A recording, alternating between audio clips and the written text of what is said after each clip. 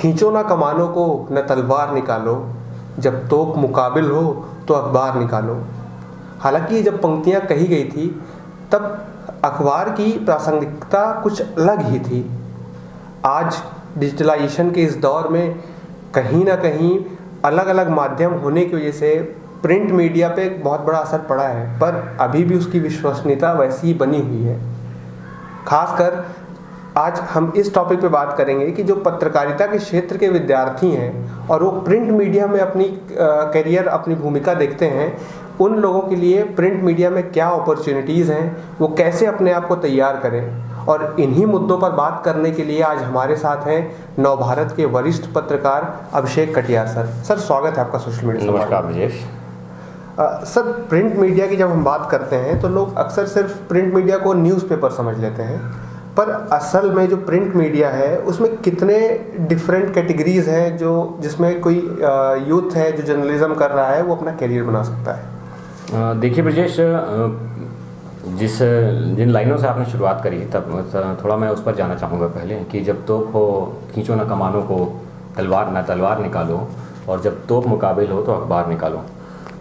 ये पंक्तियाँ जब शायद लिखी गई होंगी, आपने एकदम सही कहा कि उस वक्त अखबार एक बड़ा माध्यम हुआ करता था, वही एक मुख्य माध्यम हुआ करता था लोगों तक अपनी बातें पहुंचाने का। लेकिन आज के दौर में जब बहुत सारी चीज़ें, तकनीक आ गई, सोशल मीडिया आ गया, इलेक्ट्रॉनिक मीडिया आ गया, वेब जर्नलिज्म आ गया, तो अखबार कहीं ना कहीं लोगों को ऐसा लगने लगा था बीच में कि अखबार शायद अपनी प्रासंगिकता खो रहा है और अखबार का महत्व घट जाएगा। लेकिन मैं इससे बिल्कुल भी इत्तेफाक नहीं रखता हूँ। मेरा सोचना इस बारे में थोड़ा सा एक अलग है कि अखबार की प्रासंगिकता आज भी बनी हुई है, और ये लाइनें अखबार निकालने वाली तब जितनी प्रासंगिक थी आज भी उतनी प्रासंगिक है, क्योंकि जो मुख्य धारा का मीडिया अभी जो आ गया है, जिसको हम सोशल मीडिया की बात कर रहे हैं, वो मुख्य धारा की मीडिया की जगह लेने की कोशिश कर रहा है। इलेक्ट्रॉनिक मीडिया तो है ही, साथ साथ वेब जर्नलिज्म। हर आदमी आज पत्रकार बनता चला जा रहा है, तो उसके बहुत सारी अच्छाइयाँ हैं जहाँ, तो कई सारी बुराइयाँ भी हैं। वो जैसे ये कि हर आदमी पत्रकार बनना तो चाहता है, लेकिन वो इस बात की समझ नहीं रखता कि जानकारियों के अथाह सागर में से खबर बनने लायक चीज़ें क्या हैं। जानकारियाँ तो चारों तरफ से बहुत आती हैं, किसी को कुछ भी होता हुआ दिखाई पड़ता है, उसे लगता है कि बस मैं ही जर्नलिस्ट हूँ और मैं तुरंत शूट करूँ और उसको फॉरवर्ड करूँ। लेकिन इसके नकारात्मक परिणाम क्या हो सकते हैं, इसकी चिंता उसे नहीं होती। इसका महत्व या उसकी प्रभाव उसे तब समझ में आते हैं जब उसके ऊपर शायद कुछ गलत कार्रवाई हो जाती है उसके इस कृत्य के कारण। ऐसे में अखबार ही एक ऐसा माध्यम है जो एक दूसरे से आगे निकलने की होड़ में खबरों को नहीं परोसता है, एक दूसरे से तेज या ज़्यादा जल्दी खबरों को देने की होड़ में नहीं पड़ता है। वो अपने अखबार के रिसोर्सेज से जितनी भी खबरें आती हैं उस पर पूरा एनालिसिस किया जाता है, सारी पुष्टियाँ की जाती हैं, उनसे उस खबर या घटना के लिए जिम्मेदार लोगों से बातचीत की जाती है, और जब सारी चीज़ों का निराकरण हो जाता है तब वो खबर प्रकाशित की जाती है, वो भी सभी पक्षों के विचारों को रखते हुए। तो ऐसे में, क्योंकि ये सब वो क्यों कर पाते हैं अखबार में लोग, क्योंकि उनके पास से समय होता है वो सारी चीज़ें करने के लिए। होड़ नहीं होती कि हमारे साथ तुरंत दूसरा अखबार क्या छाप देगा, क्योंकि जो भी छपेगा अगले दिन सुबह छपेगा, तो रात भर का, शाम का पूरा समय रहता है। तो ऐसे में अखबार आज भी प्रासंगिक है और बना ही रहेगा। अगर सर बात करें जो विद्यार्थी पत्रकारिता के क्षेत्र में हैं, अगर वो प्रिंट मीडिया में काम करना चाहते हैं तो बुनियादी रूप पर वो कैसे अपने आप को तैयार कर सकते हैं, वो क्या विचारधारा अपने आप बना सकते हैं, मेंटली फिजिकली कैसे अपने आप को तैयार कर सकते हैं कि प्रिंट मीडिया में काम करना है हमें। देखिए, इसको समझाने के लिए मैं, चूँकि स्टूडेंट्स मेरे शायद इस कार्यक्रम को ज़्यादा देखेंगे और समझेंगे, तो उसके लिए मैं बताना चाहूँगा, आपको अगर तलवारबाजी करनी है, लड़ाई सीखनी है, तो पहले आपको उसको हैबिट में लाना पड़ेगा, उसको सीखना पड़ेगा, उसकी प्रैक्टिस करनी पड़ेगी। आपको गाड़ी चलानी है तो उसको बारीकी से सीखना पड़ेगा, उसकी एक एक बारीकियों को समझना पड़ेगा। आपको पत्रकारिता में आना है और उसमें भी खासकर अखबार की पत्रकारिता में आना है या प्रिंट जर्नलिज्म में आना है, तो आपको अखबार पढ़ना पड़ेगा और उसको पढ़ने का नज़रिया बदलना पड़ेगा। आप अखबार को शायद अभी तक बहुत सारे विद्यार्थी जो पत्रकारिता में नए नए आए हैं या पत्रकारिता में नहीं भी आए हैं और आना भी चाहते हैं, वो शायद अखबार को एक मनोरंजन के माध्यम के रूप में देखते होंगे, या सिनेमा की खबरें, स्पोर्ट्स की खबरें, जो कि एक यूथ का बहुत ज़्यादा सेंटर उसी पर रहता है, उसको देखने के लिए पढ़ते होंगे। बहुत से जो प्रतियोगी परीक्षाओं की तैयारी कर रहे हैं वो जानकारी जुटाने के लिए पढ़ते होंगे। लेकिन जिस समय आप ये निर्णय लेते हो कि आपको पत्रकार बनना है और अखबार का पत्रकार बनना है, तो अखबार को पढ़ने का नज़रिया भी बदलना है और उसको प्रैक्टिस में लाना है। तो मेरा ये मानना है कि अखबार को पढ़ने की तो पहले आदत डालनी होगी, क्योंकि बहुत सारी चीज़ें आपको सीख के भी सिखाई नहीं जा सकती। आप क्लासरूम लेक्चर्स में या थ्योरी के रूप में पत्रकारिता की वो बारीकियां नहीं सीख सकते जो खुद से ऑब्जर्वेशन करके या अवलोकन करके सीख सकते हैं। ठीक है, मैं अगर अपनी बात करूं, मैं पत्रकारिता में कैसे आया या मेरा इस तरफ रुझान कैसे बढ़ा। मैं एक मैथमेटिक्स बैकग्राउंड का स्टूडेंट था। हर मैथमेटिक्स बैकग्राउंड के स्टूडेंट्स की तरह मुझको भी इन्फ्लुएंस करने की कोशिश की गई कि इंजीनियर बनना चाहिए, ये बनना चाहिए, लेकिन कहीं ना कहीं बचपन से एक अच्छी आदत पड़ी थी अखबार पढ़ने की और समाचार समझ में आए या ना आए देखने की। ठीक है, तो कहीं ना कहीं उस चीज़ से मैं इन्फ्लुएंस होता गया। फिर अखबार को पढ़ने का फ़ायदा ये हुआ कि भाषा पर पकड़ आ गई, समझ में आ गई चीज़ें, और कुछ मेरी अपब्रिंगिंग्स या मेरे आसपास का जो माहौल रहा, एक पढ़े लिखे परिवार में रहा, तो उस सब चीज़ों से मैं एकदम दो चार होता रहा हमेशा। लेकिन जब हम बात करेंगे कि अखबार की बारीकियों को सीखने की, तो वो सारी चीज़ें मुझको अखबार पढ़ने से ही आई। अखबार में खबरें कैसे लिखी जाती हैं, किस तरीके से लिखी जाती हैं, ये जब मैंने एक संस्थान में इंटरव्यू दिया था अपनी नौकरी के लिए, तो मुझसे खबर लिखने को कहा गया था। मुझे एक सिचुएशन बताई गई थी कि एक फैक्ट्री में अगर आग लग जाए और उसमें जान माल का नुकसान हो जाए तो उसकी एक खबर बना के दो। तो मैंने जो खबर बनाई उसको पढ़ने के बाद मेरे संपादक ने मुझसे ये कहा कि ये आप पहले कहीं काम किए हुए हो क्या, और जबकि मैं टोटल फ्रेशर था उस वक्त। तो ये सब मेरे उसमें मेरी क्षमताओं में इसलिए आ पाया क्योंकि मैं अखबार रेगुलर पढ़ता था और मुझे मालूम था कि इस तरीके से खबर लिखी जाती है। भले ही उस वक्त मेरे को ये नहीं मालूम था कि किस तरीके से कितना लिखना है, पोर्शन कितना रखना है, लेकिन जो मैंने स्ट्रक्चर संरचना बनाई खबर की, वो बहुत कुछ अखबारी संरचना के बराबर ही थी, और इसीलिए शायद मुझको मौका दिया गया। तो हर उस विद्यार्थी को जो पत्रकारिता, अखबार की पत्रकारिता के क्षेत्र में आना चाहता है, तो सबसे पहले तो वो अखबार को पढ़ने की आदत को शुमार अपनी क्या बोलते हैं दिनचर्या में शुमार कर ले, शामिल कर ले।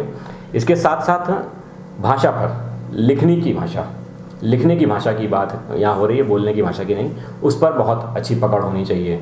हम जब एक अखबार को छापते हैं तो हम सिर्फ जानकारी नहीं देते हैं, समाज के बहुत बड़े वर्ग, विद्यार्थी वर्ग, प्रतियोगी परीक्षाओं की तैयारी करने वाले वर्ग के लिए वो जानकारी सहेज कर रखने लायक होती है शायद, और उसके ऊपर वो डिपेंडेंट रहते हैं, उसके ऊपर वो निर्भर रहते हैं और बंद आंखों से भरोसा करते हैं कि अखबार में जो छपा है वो सही होगा। तो ऐसे में अगर हम गैर जिम्मेदार होकर कुछ गलत या अस्पष्ट या त्रुटिपूर्वक छाप देंगे तो कहीं ना कहीं हमारे अखबार की गरिमा और एक पत्रकारिता की गरिमा पर भी साख लगा देता है। तो भाषा पर पकड़ होना बहुत ज़रूरी है, आपको लिखना आना चाहिए अच्छे से।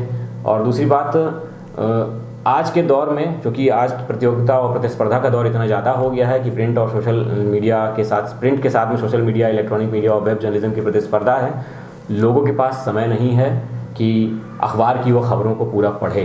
तो ज़्यादा से ज़्यादा बातों को हम किस तरीके से आकर्षक तरीके से कम शब्दों में समेट पाएँ और सारी महत्व की बातों को हम उस छोटे से स्थान में जो हमको मिलता है खबरों के लिए, उसमें समा दें और लोगों तक परोस पाएँ उसको। ये एक टैलेंट है जो कि आप धीरे धीरे काम करके सीखते हैं। शुरुआती तौर पे अगर बोलूँ कि पत्रकारिता में करियर बनाना है तो भाषा पर पकड़ होनी चाहिए, आपकी लेखनी बहुत अच्छी होनी चाहिए, किसी भी तरीके की मिस्टेक्स या गलतियों की गुंजाइश ना हो आपकी लेखनी में, और अखबार आपको पढ़ना भी आना चाहिए अच्छे से। अखबार को किस पाठक के नज़रिए से नहीं, एक पत्रकार के नज़रिए से भी पढ़िए उस पाठक को, उस अखबार को, और फिर इस चीज़ का भी ऑब्जर्वेशन करिए कि हम जो खबर लिख रहे हैं उसको पढ़कर वो पाठक क्या सोचेगा या समझेगा। ये काबिलियत शुरुआती तौर पर नहीं विकसित की जा सकती, धीरे धीरे होती है, लेकिन इस सब चीज़ों की आदतें आपको डालनी होंगी। अगर आप ये पहले से कर लोगे तो आप उतनी ही तेज़ी से ग्रोथ करोगे अखबार की पत्रकारिता में। सर, जब पेपर में लिखने की बात होती है, खबरों को लिखने की बात होती है, तो प्रिंट मीडिया में लिखने के क्या क्या जेनर्स होते हैं और कैसे एक विद्यार्थी ये पहचाने कि हाँ मुझे इस जेनर में लिखना अच्छा लगता है? देखिए, इलेक्ट्रॉनिक मीडिया में भी जैसे कई तरीके के जेनर्स होते हैं, न्यूज़ डॉक्यूमेंट्रीज़ होती हैं, बुलेटिन्स होते हैं और स्पेशल पैकेज होते हैं। उसी प्रकार से अखबारों में भी एक अखबार का जो सेक्शन, सबसे अगर हम शुरुआत बोलते हैं तो खबरों से ही होता है। मेन पूरी जो अखबार की संरचना है खबरों के इर्द गिर्द घूमती है। लेकिन उन खबरों के अलावा भी जो खबरों वाले पेज होते हैं उनको हम बोलते हैं न्यूज़, ठीक है। उसके साथ साथ अखबार लोगों को व्यूज़ देने का काम भी करता है, तो उसका एक सेक्शन या उसका एक जो भाग है वो व्यूज़ का होता है और वो भाग होता है संपादकीय का। जो संपादकीय पेज होता है किसी भी अखबार का, वो बहुत महत्वपूर्ण माना जाता है, क्योंकि उस संपादकीय पेज से उस अखबार की पॉलिसी भी निर्धारित होती है कि इस अखबार की समाज के प्रति, राजनीति के प्रति, मतलब जितने भी करंट इश्यूज़ हैं के प्रति क्या सोच है। उसमें लोगों को अपने व्यूज़ देने का मौका भी दिया जाता है। बाकी जो पेज अखबार के होते हैं उसमें आपको न्यूज़ मिलेंगी सिर्फ, ठीक है, उसमें कोई अपने व्यूज़ नहीं दे सकता। अगर आप चाहें कि ब्रजेश तिवारी अपने बारे में कुछ लिखना चाहता है या समाज के किसी तबके के बारे में कुछ लिखना चाहता है तो अखबार के खबर वाले हिस्से में नहीं लिख पाएगा वो, क्योंकि पत्रकार कभी अपने व्यूज़ नहीं दे सकता, निष्पक्ष होता है वो। लेकिन जब अपने व्यूज़ की हम बात करते हैं तो फिर हम संपादकीय पेज का रुख करते हैं और वहाँ पर आपको पूरा मौका मिलता है। वहाँ पर कई सारे स्तंभ निकलते हैं, रेगुलर जो स्तंभ लेखक होते हैं, जो विषय विशेषज्ञ होते हैं या किसी भी चीज़ में उनको नॉलेज होती है तो उनको मौका दिया जाता है संपादकीय पेज पर लिखने का। संपादक के खुद के आर्टिकल, जिसको हम संपादकीय बोलते हैं, उसके अलावा आप किसी भी अखबार के संपादकीय पेज को देखेंगे तो उसमें आपको अलग अलग नाम से कई सारे टाइटल्स के स्तंभ या कॉलम्स मिलते हैं। जैसे हम भास्कर की बात करें तो उसमें एक अंडर 30 करके एक कॉलम निकलता है जिसमें कि वो 30 वर्ष से कम के युवाओं को अपनी बात रखने का मौका देते हैं। उसके ऊपर का सेक्शन जनरली सामान्यतः किसी समाज के किसी बड़े तबके के, बड़ी विशेषज्ञ, राजनीतिज्ञ, शिक्षाविद या किसी भी क्षेत्र के विशेषज्ञ व्यक्ति को अपने विचार रखने का मौका देते हैं।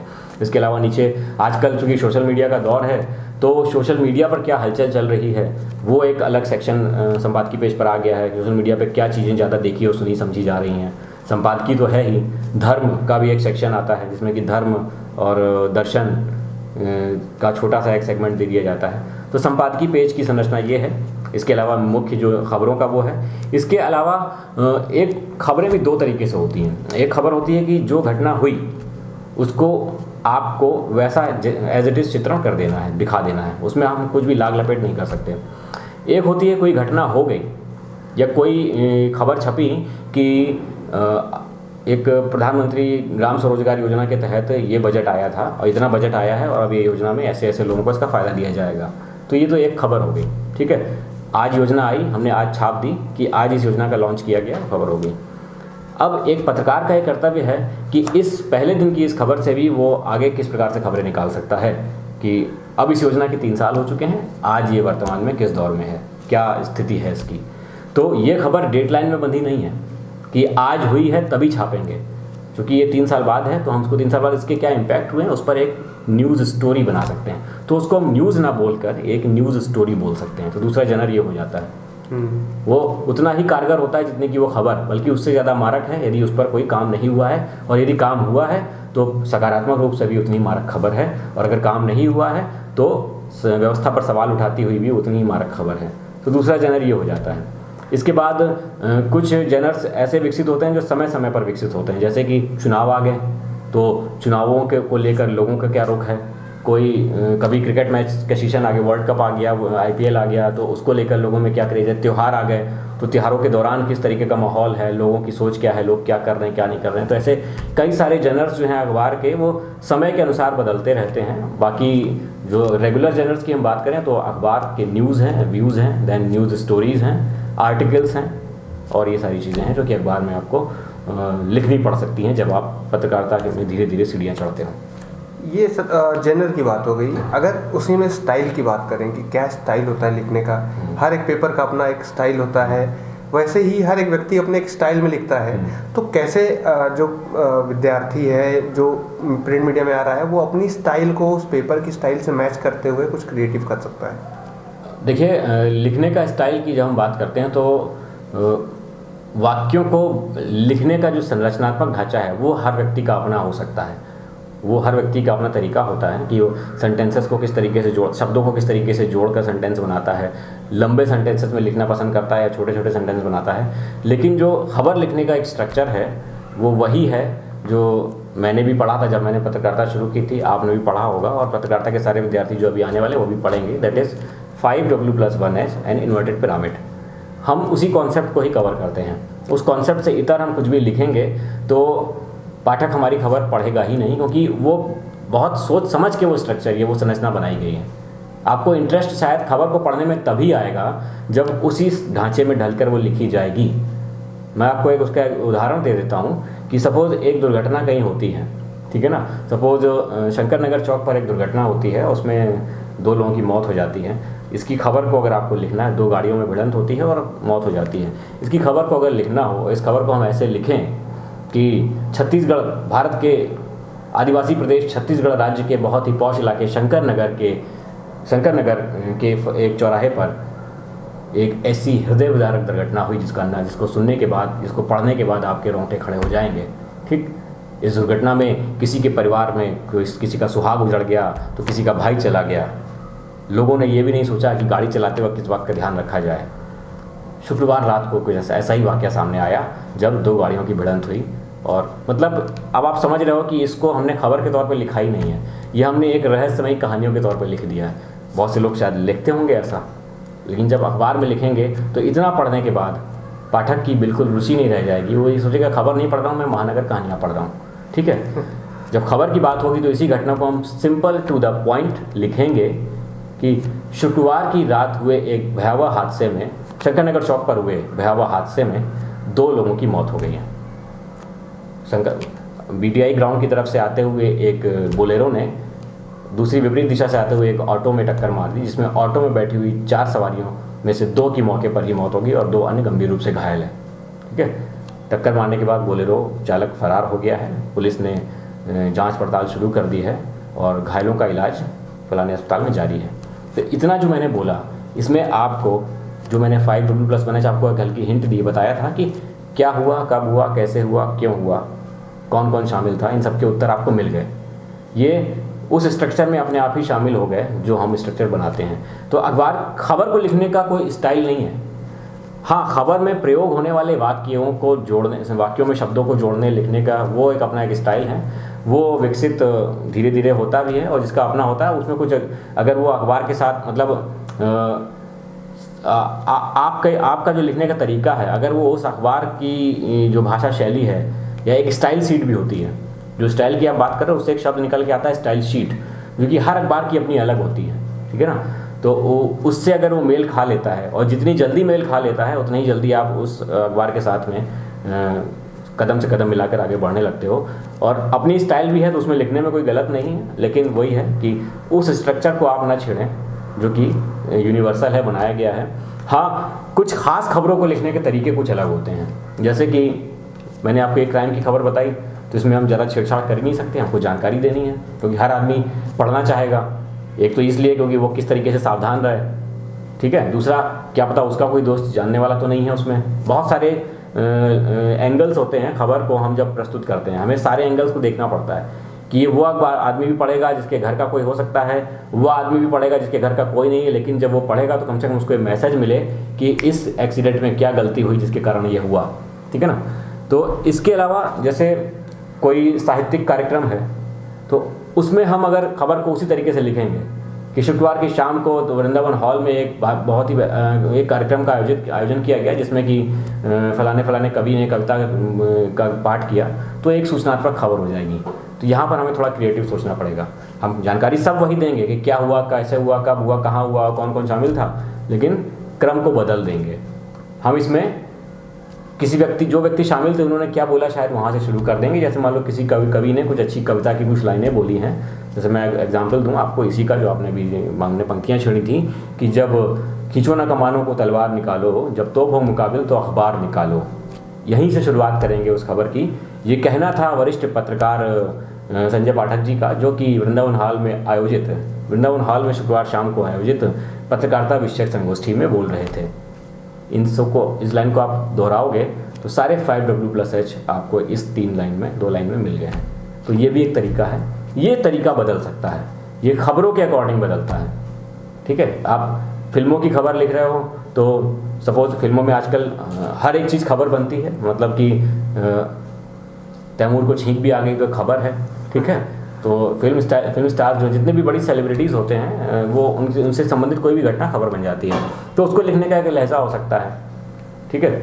जैसे ही सैफ अली खान अपनी जिम से बाहर निकले, वहाँ पर मौजूद हर व्यक्ति की निगाह उन पर अटक गई, लेकिन ये निगाहें सैफ अली खान को देखने के लिए नहीं थी, उनके छोटे उस्ताद छोटे नवाब तैमूर अली खान को देखने के लिए थी। उनकी शरारतों को हर व्यक्ति अपने कैमरे में कैद कर लेना चाहता था, हर व्यक्ति उनके साथ सेल्फी लेना चाहता था। मौका था, ये वाक़या था किसी भी दिन का उल्लेख कर देंगे। सोमवार की सुबह जब सैफ अली खान अपनी जिम शेड्यूल से बाहर निकल रहे थे ऐसा करके, और वो कर दिया। तो ख़बरों के टेस्ट के मुताबिक उनको लिखने का तरीका थोड़ा सा बदल जाता है, लेकिन फिर वही बात कि हम मेन स्ट्रक्चर को छेड़ नहीं सकते, उसको फॉलो करना ही है, ऊपर नीचे दाएं बाएं किया जा सकता है। सर जब प्रिंट मीडिया की बात होती है, आज सोशल मीडिया का दौर है, सोशल मीडिया बहुत तेज़ी से लोगों को इन्फ्लुएंस कर रहा है। कोई भी छोटी सी घटना होती है तुरंत व्हाट्सएप पे आपको मैसेजेस मिल जाते हैं या फेसबुक में देखने को मिल जाता है। ऐसे में प्रिंट मीडिया जो सारी खबरों को एक दिन बाद दिखा रहा है, वो कैसे लोगों को ऑथेंटिसिटी अभी तक मेंटेन किया हुआ है? देखिए, इसका तो आंसर आपने अधूरा से दे ही दिया है कि सोशल मीडिया हर चीज़ को तेज़ी से दिखा देता है, तुरंत प्रस्तुत कर देता है। तो जाहिर सी बात है, हड़बड़ी में किया गया काम कभी भी परफेक्ट नहीं होता, ठीक है। बहुत तेज़ी से किया गया काम वो कभी भी परफेक्ट नहीं होता। और पत्रकारिता के विषय में एक परिभाषा भी मुझे याद आती है जो मैंने कभी किताबों में पढ़ी थी, जो आज मैं ज़्यादा प्रासंगिक मानता हूँ, कि पत्रकारिता हड़बड़ी में लिखा गया साहित्य है, ठीक है। और हड़बड़ी में जो लिखा जाता है तो फिर आधा अधूरा ही होता है, पूरा नहीं होता कभी भी, ठीक है। और अगर हड़बड़ी में तेज़ी से कोई चीज़ परफेक्ट हो सकती है तो वो करने वाला सिर्फ एक ही इंसान है, ऊपर वाला, और हम ऊपर वाले नहीं हैं अभी, ना कभी बन पाएंगे। तो हम हमेशा से ही भारी रहेंगे सारे पत्रकारिता के दूसरे आयामों पर, क्योंकि हमारे पास समय होता है चीज़ों को सुधारने का, ठीक है। गलतियां हो तो भी हम सुधारने का समय हमारे पास होता है, जो कि दूसरे विधाओं में अपेक्षाकृत बहुत कम होता है। इलेक्ट्रॉनिक मीडिया में कम, और सोशल मीडिया में तो और कम। सोशल मीडिया में तो लोग को लगता है कि जैसे ही हुआ तुरंत हम दें, प्रस्तुत कर दें उसको, लेकिन फिर उसको एनालिसिस करने का, जांच पड़ताल करने का समय हमारे पास कहाँ है। तो इसमें गलतियां होने की संभावना ज़्यादा होती हैं, और वो आपको देखने को भी मिल रही है। मुझे आपको उदाहरण देने की आवश्यकता नहीं है। कई सारी ऐसी खबरें हैं जो हुआ कुछ और था और उसमें दिखाया कुछ और गया, बताया कुछ और गया, ठीक है। उसका लोगों ने जमकर दुरुपयोग भी किया। इसीलिए जब भी कोई बड़ी घटना, आतंकवादी घटना ऐसी हो जाती है तो लोग सरकार को उन इलाकों में सोशल मीडिया की एक्टिविटीज़ को प्रतिबंधित करना पड़ जाता है, क्योंकि जानते हैं कि इसके दुष्परिणाम क्या हो सकते हैं, और इसके दुष्परिणाम हमने भोगे हैं, हमने फेस किए हैं, ठीक है ना। हम अगर मॉब लिंचिंग का मैं उदाहरण देना चाहूँगा तो मॉब लिंचिंग की घटना ऐसी होने लगी कि एक जगह वो घटना हुई तो लोग उससे इन्फ्लुएंस हो गए, और कहीं भी कुछ भी नॉर्मल सा कोई भी घटना पीटने का हुआ, उसको उन्होंने वायरल कर दिया, तो लोग उससे इन्फ्लुएंस होकर अपने इलाके में भी उस तरीके का कोई संदिग्ध व्यक्ति मिलने लगा तो उसको पीटने लगे, और इतना पीटने लगे कि वो मर गया। ऐसी एक दो नहीं है, सैकड़ों घटनाएं हो चुकी हैं पूरे देश भर की हम बात करें तो ये इसके नकारात्मक परिणाम है, जो कि आपको अखबार में कभी भी देखने को नहीं मिलेंगे, क्योंकि अखबार में काम करने वाला हर व्यक्ति इस बात का बखूबी ध्यान रखता है, ठीक है। कभी भी कोई दंगा या कोई भी इस तरीके की सांप्रदायिक घटनाएं होती हैं तो हम लोगों को सिखाया भी जाता है। हम पत्रकारिता में तो पढ़ते ही हैं, साथ साथ जब हम अखबार में काम भी करते हैं वहाँ भी हमको सिखाया जाता है कि इस तरीके के सेंसिटिव इश्यूज़ की खबरों को लिखते वक्त बहुत सावधानी की ज़रूरत है। ये समझने के लिए भी हमारे पास समय होता है, तब हम समझते हैं। और अगर गलती से कुछ लिख भी जाता है तो उसकी 3 से 4 लेवल पर गेट कीपिंग या मॉनिटरिंग होती है। गेट कीपिंग शब्द नहीं यहाँ पर इस्तेमाल करूँगा, मॉनिटरिंग होती है कि अगर किसी व्यक्ति से भूलवश कुछ गलती हो भी गई है तो 3 से 4 लेयर तक वो चेक होगा, तब जाके वो पब्लिश होगा। तो ये सब खेल है समय का, जो अखबार के पास ज़्यादा है तुलनात्मक रूप से दूसरी विधाओं में। इसलिए हम शायद आज भी अपनी प्रासंगिकता को बरकरार रखे हुए हैं, और आज भी अखबार इलेक्ट्रॉनिक मीडिया या प्रिंट मीडिया, वेब मीडिया या सोशल मीडिया के दौर में भी अपनी प्रासंगिकता को बरकरार रखे हुए हैं। अगर सर बात करें सिर्फ प्रिंट मीडिया की, तो सबसे बड़ा चैलेंज प्रिंट मीडिया के सामने आपके हिसाब से क्या है अभी? प्रिंट मीडिया के सामने चैलेंज तो यही था अभी कि जो चल भी रहा है, इलेक्ट्रॉनिक मीडिया आ गया, सोशल मीडिया आ गया और वेब मीडिया आ गया। तो ऐसे दौर में अपना इंटरेस्ट लोगों के मन में बनाए रखना, ठीक है। और उसके लिए हम लोगों ने, मतलब अखबारों ने कुछ परिवर्तन भी किए। अखबारों ने स्वयं के वेब संस्करणों को निकाल दिया, ई पेपर्स आने लगे, ठीक है। क्योंकि एक संकट तो दूसरे माध्यमों से मिला, दूसरा एक संकट ये भी है कि पर्यावरण को बहुत नुकसान हो रहा है, और कागज़ बनाने के लिए कितना बड़ा इस्तेमाल होता है पेड़ों का, ये आप सभी जानते हैं। लेकिन फिर भी वो शायद आज से 50 साल बाद की बात होगी, या 20-25 साल बाद की बात होगी, जब लोग अखबार के शायद पूरी तरीके से डिजिटली संस्करण ही पढ़ेंगे और कागज़ कम हो जाएंगे। तो एक ये चैलेंज अभी तो नहीं आ रहा है। कागज़ों की कीमतें बढ़ रही हैं, हालांकि प्रेस संस्थानों को अखबारी कागज़ रियायती दरों पे दिया जाता है, वो जितने भी बड़े संस्थान हैं उनके लिए तो बहुत बड़ी चुनौती नहीं है, लेकिन हाँ छोटे अखबारों के लिए शायद कागज़ जुटाना भी एक चुनौती हो सकती है, और इसके लिए वो बहुत सारे उनको मतलब चीज़ें करनी पड़ती हैं, मतलब बहुत पैसा व्यय करना पड़ता है। विज्ञापन भी एक मतलब बड़े अखबारों के लिए फिर वही बात बोलूँगा मैं कि जो स्थापित ब्रांड हैं इस क्षेत्र के, उनके लिए विज्ञापनों को जुटाना कोई बहुत बड़ी चीज़ नहीं है। मतलब उनके पास शायद चल के विज्ञापन आते हैं, और छोटे से अखबारों को विज्ञापनदाता तक खुद चल के जाना पड़ता है, क्योंकि किसी भी अखबार की जो पूरी बैकबोन है वो है विज्ञापन।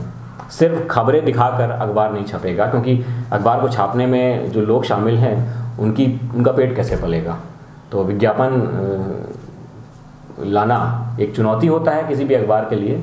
बड़े संस्थान इसमें महारत हासिल कर चुके हैं, और छोटे संस्थान इसमें जो न्यू कमर्स हैं इस फील्ड के, इसमें आने वाले जो अखबार हैं छोटे छोटे या पत्रिकाएं हैं, वो उनको थोड़ा सा प्रयत्न करना पड़ता है और मतलब संघर्ष करना पड़ता है, और उस संघर्ष में जो टिका रहता है वो आगे चलकर बड़ा हो जाता है या स्थापित हो जाता है। जो नहीं टिक पाता है वो वापस चला जाता है। इसलिए हम आए दिन अगर हम अखबारों की बात करें तो शायद मुझे नहीं लगता कि हमारे पूरे देश में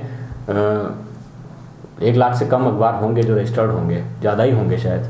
पत्रिकाओं की बात करें तो और होंगे नहीं जाने कितनी, लेकिन उनमें से ऊपरी पटल पर कितनी आती हैं ये आपको मालूम है कि अगर हम बात करें तो गिनती के कुछ गिने चुने अखबार हैं जिनका नाम आप एक सांस में ले सकते हो, है लाखों। तो क्यों? क्योंकि कहीं ना कहीं कुछ ना कुछ चुनौतियों का सामना वो कर रहे हैं, इसके कारण वो ऊपर तक नहीं आ पा रहे हैं।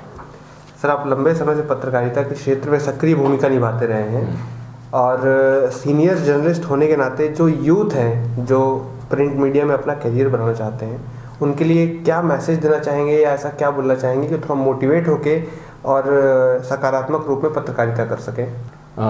आने वाले समय में जो पत्रकारिता करना चाहते हैं ऐसे वो छात्र या वर्तमान में जो पत्रकारिता कर रहे हैं, वो अगर अखबार में अपना करियर बनाना चाहते हैं तो उनके लिए मैं सिर्फ एक बात बोलना चाहूँगा, जो कि मैंने इस कार्यक्रम की शुरुआत में ही बोली थी कि अखबार पढ़ना तो आप शुरू कर दीजिए, वो अपनी रोज़मर्रा की आदत में शुमार कर लीजिए। अखबार पढ़ेंगे नहीं तो अखबार लिख भी नहीं पाएंगे आप, ये आप एकदम मान के चलिए। भाषा पर मतलब आप पढ़िए खूब अखबार। देखिए, भाषा को पर पकड़ स्थापित करने का सबसे अच्छा तरीका है कि उसको पढ़ डालिए खूब सारा। तो पढ़ने के लिए आपको लिटरेचर जहाँ से भी मिले, कोई भी बुक्स हो, नॉवेल्स हो, साहित्यकारों की कविताएं हो, कहानियाँ हो, सबको पढ़ने की आदत डालिए, और पढ़ते पढ़ते मन में उसको गुनगुनाइए, बोलिए, मतलब मन में ही बोल कर पढ़िए। एक होता है कि आपने पढ़ लिया, एक होता है कि उसको ध्यानपूर्वक पढ़ना। तो उस तरीके पढ़ने का जो तरीका है वो बदलना है। पढ़ने का तरीका ऐसे बदलना है कि आपको जो आप पढ़ रहे हो वो आपके मस्तिष्क में गूंजता हुआ सुनाई पड़े, तो आपके मानस पर जो उसका इम्पैक्ट पड़ेगा वही इम्पैक्ट पड़ेगा एक पाठक पर, उस चीज़ को आप समझ पाओगे। भाषा पर पकड़ मैं बार बार बोलूँगा कि गलतियों की गुंजाइश बिल्कुल नहीं है अखबार के क्षेत्र में आने के बाद में। तो जितना भी टाइम आपके पास है तैयारी का, उसके पहले आप उन गलतियों पर काम करें। आपको लगता है कि आपकी भाषा पर इतनी गलतियां हैं, दिक्कतें हैं, त्रुटियां हो रही हैं, तो अपने किसी सीनियर से उसको एक बार लिखने के बाद चेक कराएं।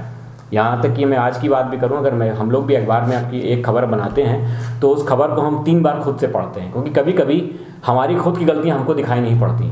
तो जब वो 3 नज़रों से जाता है तो दूसरे की गलतियों को आदमी ज़्यादा देख पाता है, क्योंकि उसको नज़र आता है, क्योंकि अपने से हम अपेक्षा करते ही नहीं कि हमने गलत लिखा होगा। तो हम 3 बार खुद, इतना सालों काम करने के बावजूद, इतना अनुभव होने के बावजूद, हम खुद अपनी कॉपी को अपने वरिष्ठ से एक बार चेक जरूर करवाते हैं। तो जो आप लोग शुरुआत कर रहे हो उनका तो ये मतलब बहुत ज़रूरी हो जाता है कि अपने द्वारा लिखी गई कॉपी को वो 1 से 2 बार, 3 बार, 4 बार उसको चेक जरूर करें, एनालिसिस ज़रूर करें। भाषा पर पकड़ रखिए, अखबार खूब पढ़िए, और नॉलेज जहाँ से भी मिले लेते जाइए। ऐसा नहीं कि अखबार के आप पत्रकार हैं तो आप टीवी से दूरी बना लेंगे, या आप रेडियो सुनेंगे नहीं, या इंटरनेट पे जाएंगे नहीं। सोर्स ऑफ इन्फॉर्मेशन अब बढ़ते चले जा रहे हैं। अखबारों के लिए भी सूचनाओं का जो स्रोत है वो इंटरनेट बहुत बड़ा स्रोत हो चुका है आज की डेट में, ठीक है। टीवी एक बहुत बड़ा स्रोत है अखबारों के लिए भी, बस ये है कि उसकी पुष्टि वो अपने तरीके से करते हैं। लेकिन जो पहली खबर है वो तो शायद हमको इंटरनेट के माध्यम से मिलती है। इवन अखबारों के पास जो सूचनाओं का मेन स्रोत होता है वो होता है न्यूज़ एजेंसीज़। तो न्यूज़ एजेंसीज़ अब टेलीप्रिंटर के थ्रू नहीं देती खबरें, पहले देती थी, अब इंटरनेट के थ्रू दे रही हैं। तो हम दूसरे माध्यमों से दूर तो हो ही नहीं सकते। बस ये है कि उनके द्वारा सूचनाओं को प्राप्त कर उसको फिर लिखना किस तरीके से है और किस तरीके से पुष्टि करनी है सूचनाओं की, ये हमारा अपना खुद की प्रतिभा पर डिपेंड करता है। तो यही से एक संदेश देना चाहूँगा कि खूब नॉलेज, जितना ज्ञान जहाँ से मिले उसको पाइए और भाषा पर पकड़ बनाते जाइए और अखबार की दुनिया में उतर जाइए। सर बहुत बहुत धन्यवाद, आपने अपना कीमती समय हमको दिया। उम्मीद करते हैं कि हमारे द्वारा दी हुई जानकारी जो युवा पत्रकार हैं, जो पत्रकारिता के क्षेत्र में करियर बनाना चाहते हैं अपने, उनके लिए महत्वपूर्ण साबित होगी। आप देखते रहिए सोशल मीडिया संवाद, हम ऐसे ही मुद्दों को लेकर आपके सामने आते रहेंगे। तब तक के लिए नमस्कार।